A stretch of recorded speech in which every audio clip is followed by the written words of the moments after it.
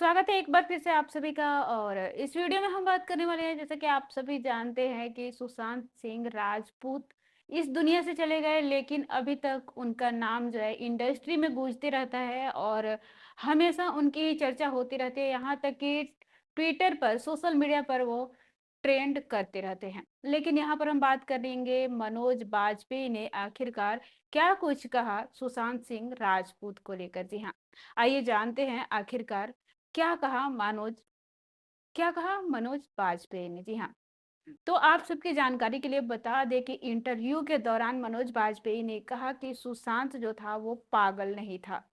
सुशांत सिंह राजपूत के बारे में उन्होंने बहुत सारी ऐसी बातें कही है। उन्होंने कहा है कि वो पागल नहीं था, वो बहुत तेज दिमाग वाला था, बहुत समझदार था। यहाँ तक कि जब भी मैं कभी सेट पर जाता था, मेरी उससे मुलाकात होती थी, तो मैं उसे हमेशा पढ़ते हुए देखता था। वो सेट पर भी पढ़ता था और सेट के बाहर भी पढ़ते रहता था। यानी कि साफ साफ उन्होंने कहा है कि वो रीडर था, यानी कि पढ़ने में बहुत तेज था।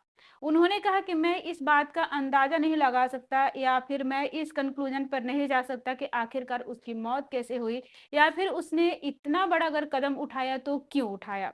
क्योंकि सीबीआई जो है वो भी अभी तक किसी कंक्लूजन पर नहीं पहुंच पाई है कि आखिरकार उसके मौत का रहस्य क्या है।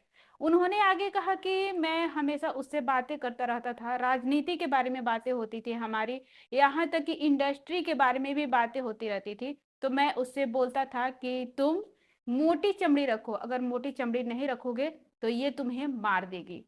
इस तरह से उन्होंने ये भी कहा कि मैं अपनी मोटी चमड़ी रखता हूँ, इसीलिए मैं हमेशा रिजेक्शन का सामना भी कर चुका हूँ। लेकिन मेरे बहुत सारे ऐसे दोस्त हैं जिनकी मोटी चमड़ी नहीं है और वो रिजेक्शन का सामना नहीं कर पाते हैं। तो इस तरह से मनोज बाजपेयी ने ये सारी बातें कही। और उन्होंने ये भी कहा कि सुशांत सिंह राजपूत जो है वो इस दुनिया से तो अब चले गए हैं, लेकिन उनका नाम हमेशा लिया जाएगा इस इंडस्ट्री में।